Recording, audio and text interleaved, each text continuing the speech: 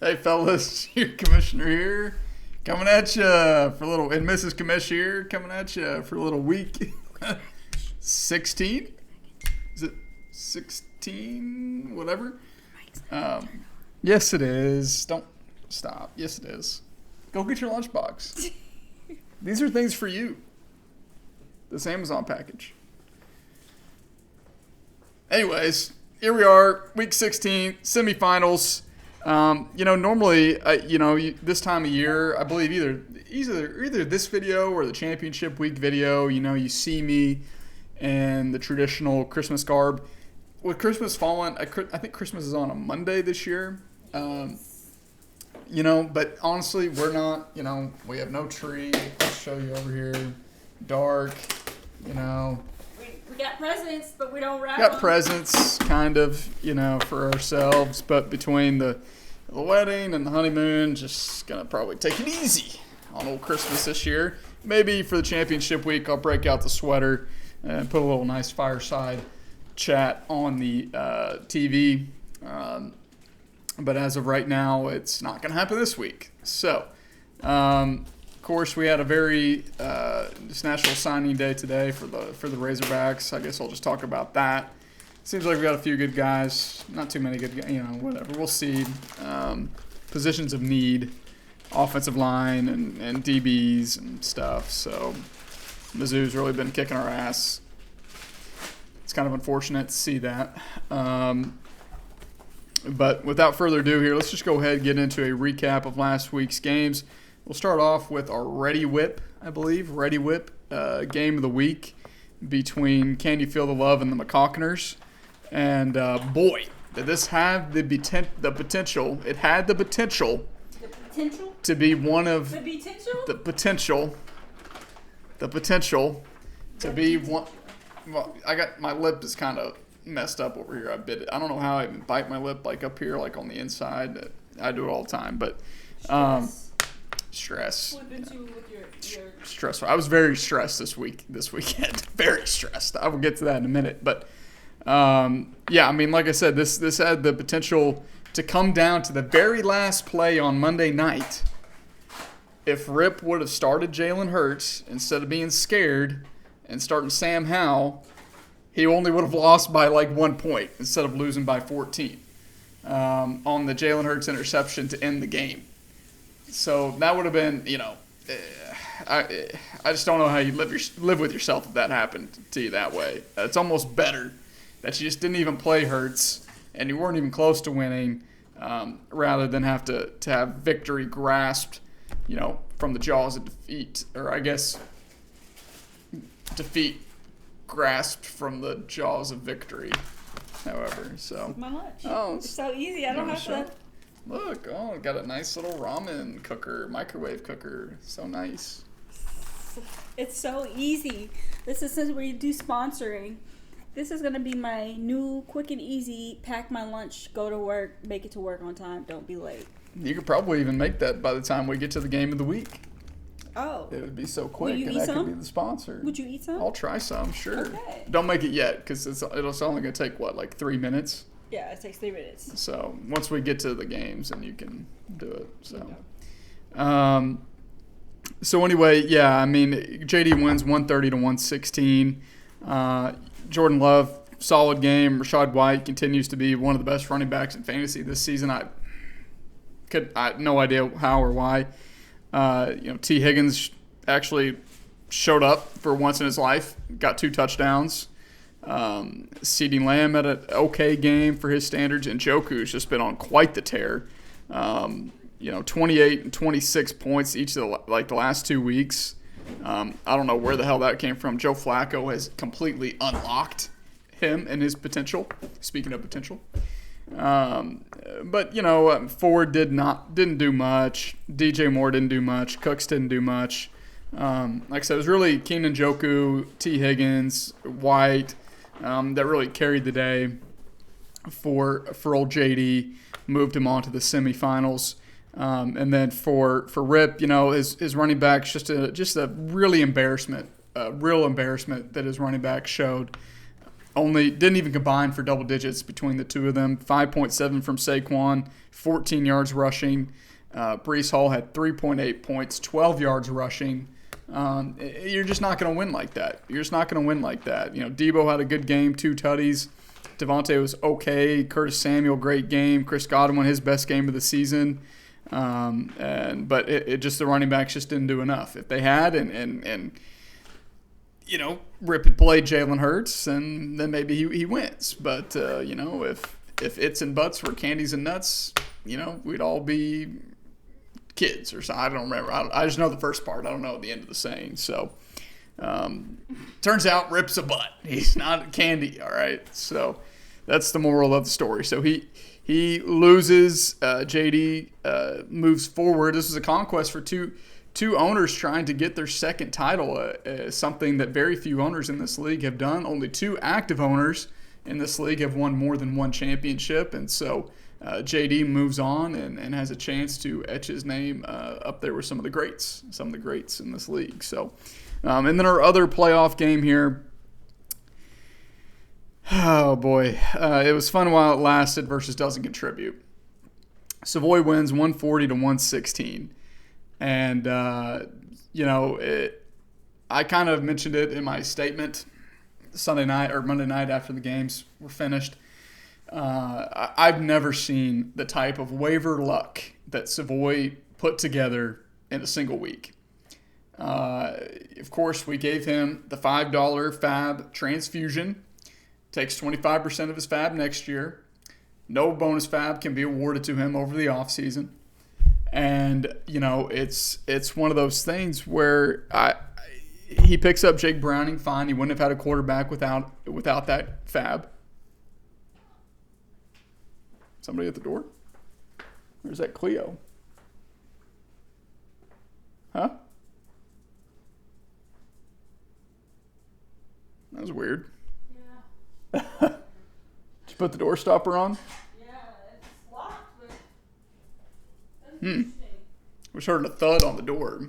Nothing. Where's Cleo at? I don't know. Is she outside? She shouldn't be. I heard that thud too. Where did that cat go? She might have snuck out.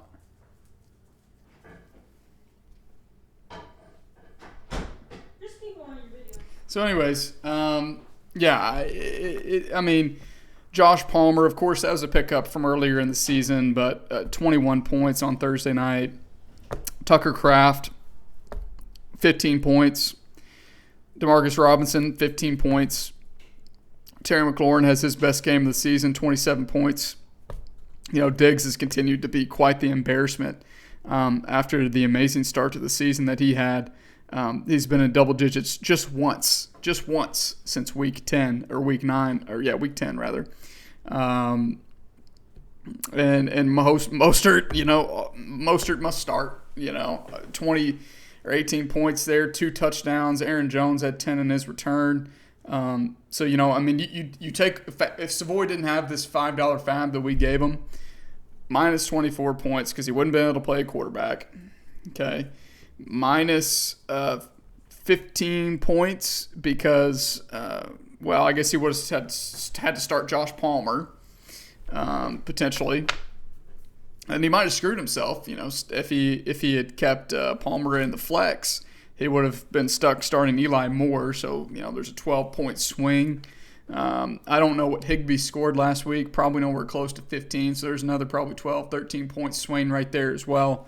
And then this team is basically, down there in the low hundreds, maybe in the 90s. Hindsight's 2020. Of course, I probably should have given Savoy just one FAB to be able to get a quarterback, and that was it. I gave him 5, and he used it better than I've ever seen anybody use 5 FAB, to be quite honest with you. And it makes me sick that he's moving on, that all this – he didn't deserve the luck that he had, to be quite honest with you. Craig didn't deserve that. Now, Craig didn't have a great week, 116, the lowest scoring of the 4 playoff teams playing. But at the same time, he probably should have been able to move on because he should have been a cakewalk against Savoy. So You say Flowers, of course, he still had a chance. He had Zay and DK Sunday night, Monday night. Zay just basically got shut out in a game that the Ravens just dominated. One catch for 7 yards. Of course, didn't have Josh Jacobs. Didn't have Ramondre. Brock Purdy, he's been a monster, 32 points. And Kyron Williams has been a beast, one of the best draft picks of the season, 25 points. But Rashid, great, 23. But Ayuk had a disappointing game in a game where the 49ers scored 45 points. He only gets 6.7. And DK just didn't get going until late. And just, like I said, just too little too late for old Craig. So, Craig can take solace in the fact that he won't be horse ass. He was able to sneak his way into the playoffs. So there's a little bit of that of like, well, he kind of barely made the playoffs. So it's tough to feel too bad for him. But I certainly don't think that Savoy deserved to win. And it's just unfortunate. It's unfortunate that things shook out this way. And it's even more unfortunate if because of that 5 fab, Savoy, who knows, Savoy might end up winning the whole thing, And I don't know if that would be better or worse, whenever I'll get into that more once we get to that matchup. But anyway, turning our eye to the horse-ass bracket, the father figures Dirty Birds of War, of course, didn't count. Ford did have a nice showing, 124, but if Plunk had actually set his lineup, he would have been the winner there. But hopefully Ford didn't blow his load too early there because he hasn't scored this much in a long time. Maybe it's a sign of things to come. Maybe it was a fluke. I don't know. I'm just saying there's a lot more games under 100 points than there are at 120 plus. So, but anyways, our first game here, Cataclysmic Catches versus Concussion Protocol. Wilson wins an ugly one, 116-108. Gets his revenge on Nicholas for keeping him out of the playoffs, knocking him out of the playoffs. Mahomes continues to be just a really big disappointment this season. Only quarterback 6 on the season. He's really only had one game over 30 points, and that was a 42 point or two games over 30 points. All the rest, he's been like 15 to 20 point games, 22 point games. That's not why you draft Mahomes as early as you draft them. You can find those guys anywhere. But he did what he needed to do. James Connors, 18 points. Sam Laporta, obviously monster game, 3 touchdowns, 28.6 points.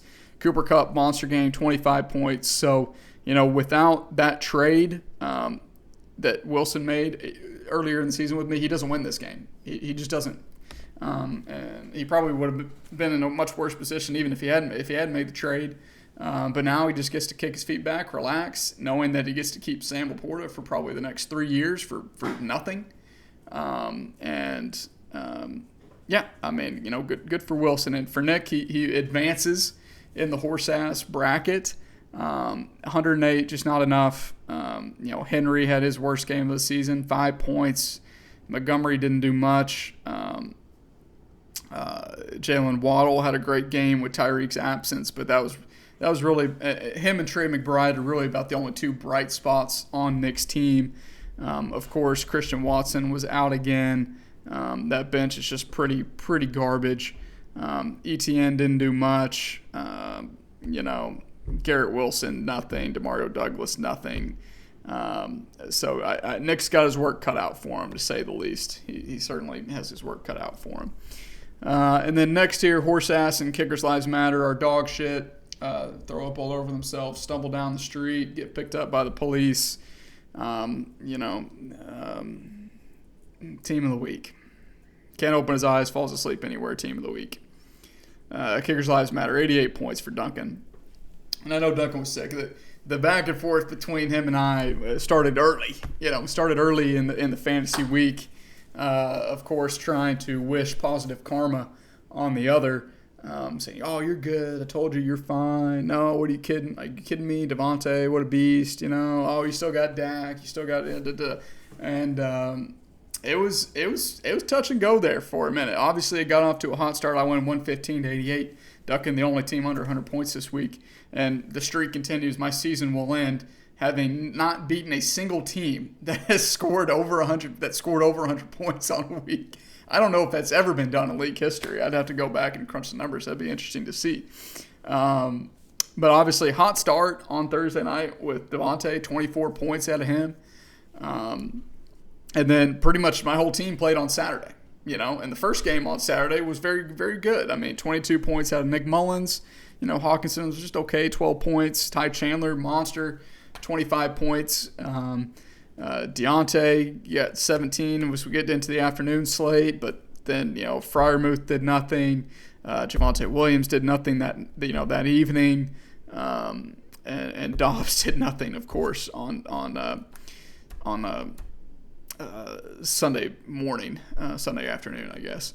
But before I get more into Duncan's team, which I will here, I just want to say I am extremely proud of this team. Not the season that I wanted to have. Obviously did not want to go 6-8. This team was better than 6-8, but I thought I was dead. I thought I was dead in the water. Okay, it just, no Tyreek. Get the news on Sunday. I'm with so many guys playing on Saturday in my lineup. I'm having to make decisions assuming that he's not going to play, and that's why Freiermuth ended up being started in the flex. Because the options I had, he didn't do anything, but the options I had on the bench weren't better. Rico Dowdle, Parker Washington, Kenneth Gainwell. I'm not going to start these guys in case Tyreek is out. Freiermuth has at least a chance of doing just as well as them, if not better. And so, no JT still. No JT the last 3 weeks. No Tyreek. And you know what? It just says a big F you to all the people who said, I can't win. My team is nothing without Tyreek. My team, the only reason I have wins is because of Tyreek and Tua. And guess what? I didn't play Tua. He's been bad for the last 2 months. And I didn't have Tyreek, and I didn't have my number one running back, and I was able to grind my ass off. I had Ty Chandler picked up from a couple weeks ago. Clutch pickup for me. I don't win the. I guess I might win this game. I probably don't if I don't have that acquisition. Finally realizing I need to stop playing Tua, go another direction with the quarterback. Nick Mullins delivered for me, it's just in playing the game with, obviously it wasn't a very close matchup, so these little decisions didn't have a huge impact.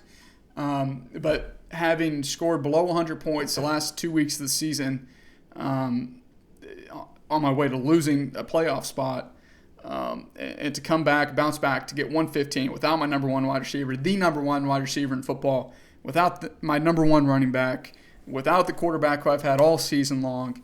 I'm very impressed by myself.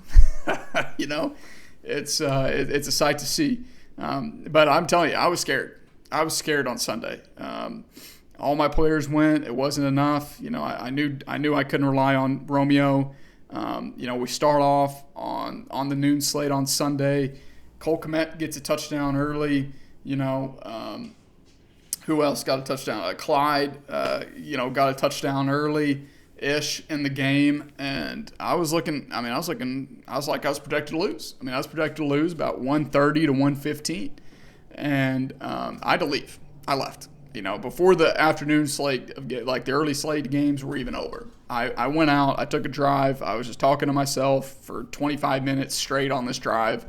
Of course, I had something to do. I had to go pick up a package from Kohl's, but I was very petrified of how things were going to shake out, and because Duncan had the afternoon slate. He had Dak. He had Tyler Lockett still to play. He had Kittle to play, and I thought I was dead to rights. I thought he had me dead to rights. And sure enough, Dak goes out there, has his worst game of the season, no touchdowns, 7.5 points. And that really opened, Kittle, again, 45 points, got 7 points out of Kittle. And I was grateful. I was very grateful. And I feel for Duncan. His team easily could have been a playoff team. Of course, if he was in the playoffs, he would have got rightfully embarrassed by any team that was in there. But it's just an unfortunate situation for him that he's progressing in the horse ass. I don't think his team is bad, horse ass bad. Again, he picked up Clyde. He had the money. He saved and picked up Clyde to cover the Pacheco injury, and Clyde's been good. Of course, not playing Noah Brown he probably would have played him over Cole Kmet, right? And that's only about a 9-point swing, so not a huge difference there, but would have got him almost 200 points. He didn't have Brian Robinson. Made the smart decision to not play Najee Harris. And so, I think Duncan's going to be okay. I think Duncan can win one out of his next two. But I tell you what, it's a very nice thing. I'm not going to be wearing this next year. I can't put into words how freeing that is to not have that hanging over your head, to not have this sitting right here in the video every single week next year. I'm thrilled. I mean, I don't know how else to put it. It's just like the weight of the world has been lifted off my shoulders to not be a loser. I'm still a loser because I'm not in the playoffs, but to not be the number one loser, it's beautiful. It's a beautiful thing. It's very freeing. And to not have to worry about anything the next 2 weeks. Probably won't watch hardly a lick of football the next 2 weeks. I probably should, because obviously it's a very fleeting thing, the football season. But it's nice. It's almost like having a bye. It's what having a bye feels like. Maybe I hope to have one in the playoffs one day, maybe when I grow up. So anyway, let's go ahead here and get into some acquisitions. I think it was pretty dead today. There was 2 people picked up. JD picks up Roschon Johnson, and Nick picks up Jonathan Mingo. One man's trash is hopefully another man's treasure. He's got okay matchups, I guess, the rest of the way, the next 2 weeks. But anyways, that was all there was. So, okay, let's go ahead here and get into a preview of this week's games. Going to be very quick one here, quick video. Of course, these last 2 videos are always very quick. I was going to be fire and brimstone, Commish. I was already thinking about what I was going to be saying.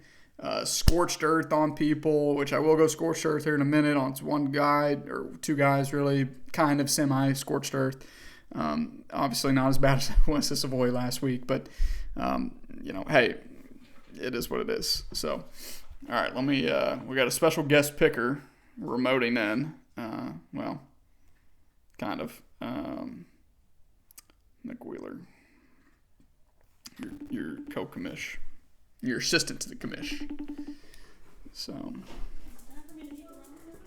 yeah, you can go ahead if you want. Yeah. What's up? What's up? You're live and direct. Here, how can I, I don't want to see me. Can I hide that? Whatever. I don't want to see you. I don't know how FaceTime works. So, here he is, your co-commish. Co-commissioner here. Yep. Coming at you a little semi-final preview. Yeah, driving. Hopefully you're safe. Yeah, I'll be fine. Yeah, he can see you probably. I mean, you're wearing clothes, so can you see Erica? I can. Hi. Hey. Yeah. All right. So I figured the game of the week is probably going to be one of the same guys who was in it last week. So let's just go ahead and do the horse ass bracket for now to start. That's all that matters. So obviously myself, Wilson, we're done. We're exempt for the rest of the season. Big relief, loving life. We'll start off here with our first game, Father Figures and Kickers' Lives Matter. Duncan is projected to lose, actually, 108 to 105. I don't buy that projection for Ford as far as I could throw him, which isn't very far. I think that 124 that he scored last week was quite the fluke. And I expect to see him back in the 99-point range.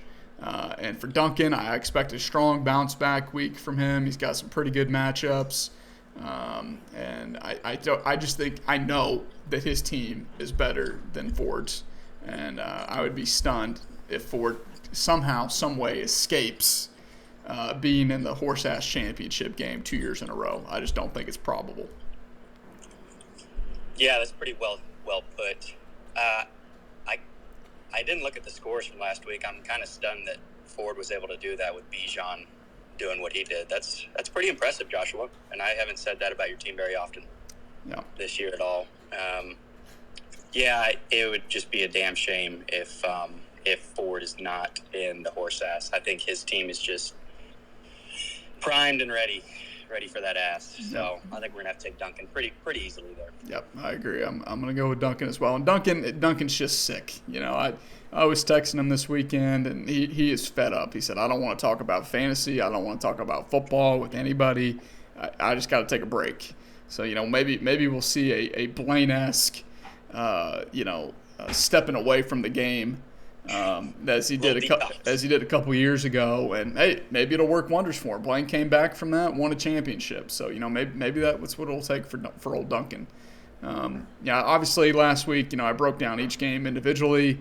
For the sake of time, we're not going to do that for these two games in the horse ass, but we will do it for the playoff games. So next here, Dirty Birds and Concussion Protocol, our other horse ass semifinal.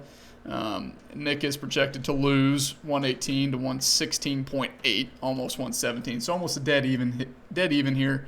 And for Plunk, the real question is who's he going to have, right? Who's going to be available to play? Is Pittman going to be fine? Is he going to get cleared? Is Zach Moss, sounds like he might play, but is with JT maybe being back, is that going to eat into his production? Is Keenan going to play in a lost season for the Chargers? Why would he? Achane, who knows what's going on with him week to week. Jamar Chase is confirmed out for the last 2 weeks, which is a huge blow. Zay Jones is out week to week. You look at the other side here, and Nick's surprisingly pretty healthy. His players just kind of suck. Almost. We're almost done. I'm going to have a predicament with the quarterback situation. I'd really love to play T-Law, but unfortunately Stafford plays on Thursday. So yeah, hate that. So we'll figure it out. Yeah, that might be a sneaky shootout game there on Thursday night. I could see it happening. But the rest of the matchups here are pretty good. Obviously, Tampa Bay is pretty stout against the run, much more susceptible to the pass. But Waddle should feast against I think a really bad Dallas secondary. Washington has the worst secondary in the league, so it'll be a true test. Unstoppable force meets an immovable object between the Washington secondary being bad and what Trevor Siemian at quarterback. So, we're ready. But Demario should have a good game. Trey McBride should have a good game, I think, as well. So, I think Nick's going to pull it off. I think the injuries just leave a little bit too much to question for me to want to pick Plunk's team. Even though he does have some good matchups. If his guys can play, he's got a very good shot. This should be a very good game. And the only unfortunate thing is that these two guys aren't just playing for the horse ass championship. But I take solace in the fact that at least one of them will be there. So I'll go with Nick in this one. I'll go with you, buddy. What do you think? I appreciate it. I appreciate the faith. If Plunk was healthy, I'd probably get my ass kicked. But you really hate to see it that he's not. And what really scares me is that Lamar, James Cook, and Achane could all go for 40. True. That's what really scares me. I was a little surprised he didn't go after a receiver today on the waivers. Maybe he's just kind of checked out a little bit. Because I can't imagine Pittman and Keenan both play. But I could be wrong. Yeah. I will also say that my lineup as currently put together is probably not what will be put onto the field. I think there is going to need to be a bit of a shakeup. Just not sure exactly how I want to do it. If I want to start two tight ends, it's hard to continue to leave Ferguson on the bench. He's been so good, but yeah, it's true. Obviously I can't start him over McBride. McBride's just been an absolute. Oh yeah, he's been on a tear. Kyler loves him. He loves him. Yeah. It's a safety blanket. He's got to be in there for waiver wire pickup of the year. I got to think. Yeah. I'm going to take myself. Man, I really hope I win. Yeah, that'd be. I'd hate to see it either way. Well, I've talked a lot of shit on Ford's team, a lot. And just the thought of having to play him for a winner, loser take all is frightening. Yeah, it is. So I will take myself, and let's hope that Plunk just doesn't get any healthier and goes into next week in a battle.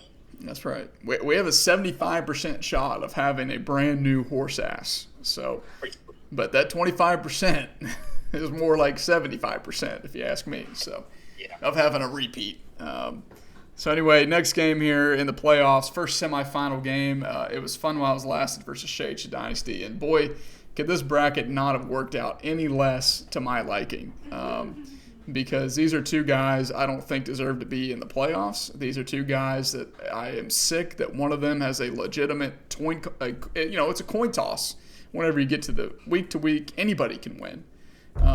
That they have a chance to potentially win a title. You're talking about one guy and Dylan, who is not even going to make it to Mexico. So the fact that we could potentially have a champion not go to the draft, I think there would just have to be a vacated season.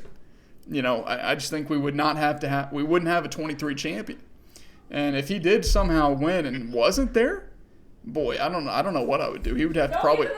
Don't give him the money. You heard it from Mrs. Commish. No money.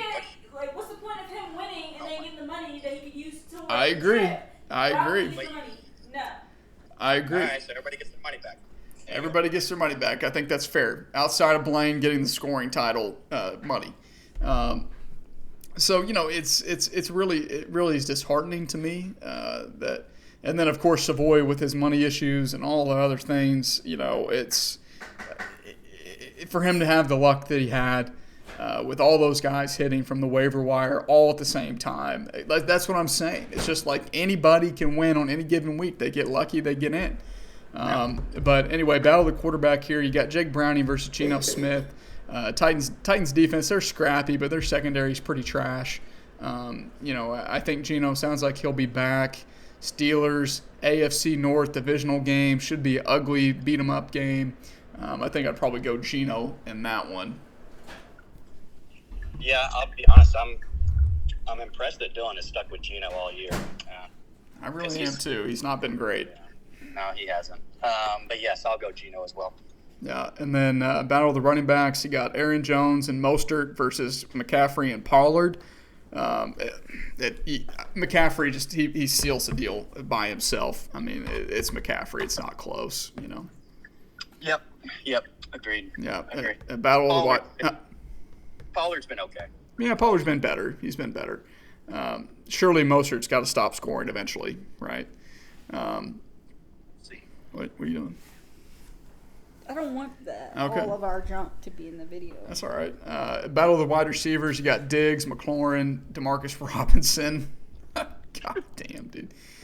Versus Calvin Ridley, Jordan Addison, Odell Beckham. Yuck. Obviously Olave's going to play. He's going to slot Olave in over Demarcus Robinson, you'd have to think. But Terry against Sauce, probably going to do nothing. Diggs, if he doesn't have a bounce-back game against the Chargers, it ain't happening for him. I mean, he has been a complete disappointment, like I said earlier, for the last 6 weeks. And I don't know. I don't want to pick any of these. Calvin Ridley's got a prime matchup against Tampa Bay. Maybe he can have a boom game. But I think I'm just going to have to push this. It's gross. I think I'm okay going with D-Shade in that one. Or, sorry, Dylan. Yeah. In that one. I do think Ridley's probably going to have a pretty good game. I mean, who else is T-Law going to get? That's it. Yeah, that's it. So, tight ends, you got Tucker Kraft versus Travis Kelce. Come on, Kelce. Easy. Yeah, and then flex is Josh Palmer versus Zeke Elliott. Again, I mean, if Keenan's out, Palmer's the only guy there, so only show in town. With Easton Stick throwing him the ball. So Denver's got a decent defense. Sometimes they don't. I think that New England-Denver game, I'd probably take the under. So I don't know. Push. It's gross. I mean, Dillon should win. Savoy shouldn't be here. He shouldn't be in this position. It was a fluke that he managed to drop 140. I don't want Dillon to win, but he does have the better player. He does have the better team. He should win this game. Yeah, and Dillon's been pretty solid all year long. Not a lot of highs, not a lot of lows. Yeah. I think if he can put up 125, he should be okay. I'll take Dillon. Yeah, I agree. Okay. All right, so that brings us to our game of the week. Where is it? You got the packaging? Where's the packaging? I've never actually had this before in my life. It might be surprising. There's crumbs in here. That's all right. All right, our Maruchan ramen noodle soup game of the week. Maruchan chicken flavored ramen noodles. Like I said, surprisingly, maybe not. I've never actually had ramen noodles ever in my life. They are very cheap, very high in sodium, very high in saturated fats.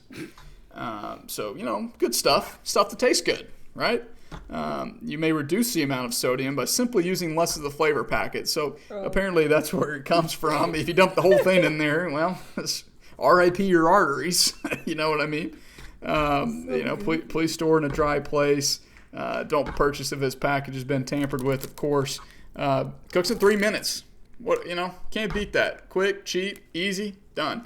So Maruchan ramen noodle soup, the official ramen of the Bring That Wood Fantasy Football League. Look at that. Isn't that lovely? You probably need to tilt it down a little bit, like towards the camera. A little backstory about this. Okay. I'm kind of disappointed. Nick's got places to be. I'm kind of disappointed. Well, he got a date? He's got to go to church. Oh, that's awesome. All right. Mama wants me to go to church with her. Cheers. You should have ate it raw. I'm kind of disappointed that you're eating it like this and not off of the stove top because it tastes better off the stove. Tastes pretty darn good to me. Oh, you like it? Oh. Yeah, it is good. Okay. All right, so that's the McCockners and the Swamp Donkeys. I think the two best teams left in the playoffs, in my opinion. I don't necessarily want JD to win anything, but I got to give credit where credit's due. He's found a way. Overall, I keep saying it, he's had the best overall waiver wire pickups on the whole season. His team would not be in the position that it's in without those pickups. And for Blaine, just pure dominance in the draft. He's basically relied on that the whole season with one or two key trades to get some depth pieces. He is projected to win 133 to 123. Battle of the quarterbacks. You got Josh Allen versus the Chargers and Jordan Love versus the Panthers. Panthers love to muck it up. Packers aren't very good, I don't think. They're really actually pretty dog shit, if I'm being quite blunt. And Josh Allen should just have a freaking field day against the Chargers. I mean, he ought to light them up for 30 points plus. If he doesn't, I'll be stunned. Yeah, that's a pretty easy call. I mean, I could see Jordan Love having a decent game, but got to take Josh. Can't pick against him. Jordan Love maybe 20. He's not going to go for 30 plus against the Panthers. He's just not. It's not happening. So, battle of the running backs: Rachaad White, one of the biggest surprises of the season, and Jerome Ford versus Jahmyr Gibbs and Alvin Kamara. It's tough to go against the electric factory that is Kamara and Kamara 2.0 potentially in Gibbs. Jerome Ford's not sexy. He gets you 11, 12 points a week. Fine. RB2, you'll take that every day of the week. Is that going to win you a title? Probably not. We'll probably go with Blaine there with Gibbs and Kamara. Yeah, it's kind of hard to believe what Rashaad's done this year. I do think the Lions may have it kind of tough against Minnesota this week. That's a fair point, yeah. I think Rachaad could potentially cancel out Gibbs, but I like Kamara a heck of a lot more than Ford, so... Yeah, I think that's fair. I'll take Blaine, but I think it's closer than it may look on paper. Yep. Next here, you got battle of the wide receivers: CeeDee Lamb, T. Higgins, DJ Moore. Versus Amon-Ra St. Brown, Mike Evans, and Puka Nacua. Puka, he's been kind of up and down the last month or so, especially with Kupp being back. Minnesota's defense has been better. Jacksonville probably will get torched by Mike Evans, but Yeah, I don't know. I have a tough time buying into any starting lineup that has T. Higgins in it. And I know my guy Nick here he knows what I'm talking about. So, CeeDee's been great. He's definitely cooled off the last few weeks. DJ Moore, obviously had a little bit of a down game last week as well. Should bounce back against Arizona, I would expect. I think it's close than it appears on paper as well, but overall, probably have to give the edge to Blaine. Yeah, I think I'm going to go in the other direction. I actually think JD receivers are primed for a pretty big week. My dislike for T, but without Jamar, that's... Yeah. Who else is there? Tyler Boyd? DJ with Justin Fields has been pretty awesome. Yeah, true. I think his receivers are primed for a big week. I think Amon-Ra might struggle a little bit against that defense. Yeah. Puka could struggle. Saints have a solid defense as well, Yep. I think I'm going to take JD there. Yeah, all right. I like it. Battle of the tight end. You got Evan Ingram with Kincaid a little banged up, and he's been a little bit of a slump himself as well lately, versus the hottest tight end in football the last 2 weeks, and Keenan Njoku. And shit, the way that Flacco's been getting him the ball, I have a tough time picking against him. I got to stay in the flames with Njoku. Surely he's not going to score 20 points again, but 12, 15 points, I think that's pretty easy. So yeah, two really, really solid tight ends who kind of came out of nowhere. Yeah. Like they both had pretty slow starts, but I'll take Njoku. But I think it's pretty close. I think Ingram has a decent game too. Yeah. And then battle of the flex. Blaine is just flexing on the league by having A.J. Brown versus Brandon Cooks. And boy, could this not be anywhere close on paper. A.J. Brown should win this against the Giants in a landslide. Eagles on a 3-game losing streak. Should be primed to just destroy a bad divisional opponent and really juice the numbers, run up the score, I would think, on Monday night. Yep, pretty easy. Monday afternoon, Christmas Day, I believe. So. AJB. Yeah. So, anyway, Blaine, I think overall it's just too much. It's just too much. JD's going to have a special week. Blaine's going to have a down week. Looks like he probably already got his down week out of the way back in week 14, the last week of the regular season, scoring 100 points. So I think he's primed to bounce back. 130 should be easy for him. And, Blaine should be well on his way to repeating as our champion. I think the game's going to be tight. I really do. I think, but I think the X factor is probably Josh Allen. I'll take Blaine. I just realized I've been holding this up the whole time. I had to turn the video off, minimize it to try to look at the scores, and it's just been a blank screen the whole time. Whoops, that's great video. So, anyways, like I said, I think it's going to be Blaine.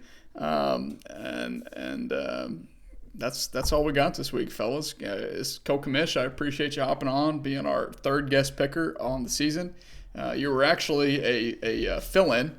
It was supposed to be Councilmember Bulch, but admittedly, understandably, he was not feeling up to discussing fantasy this week after the way things shook out. So, hopefully, be off the hook here in just a few That's days right. now. That's right. And if you can't take care of Ford, well, then you probably deserve this, right? That's a personal problem. Yeah. So, anyways, good luck to all those still playing for something. Those 8 teams still in the mix, still in the hunt for either trying to chase glory or try to avoid catastrophe. As always, good luck. Stay safe out there, and whoop pig. Love you guys.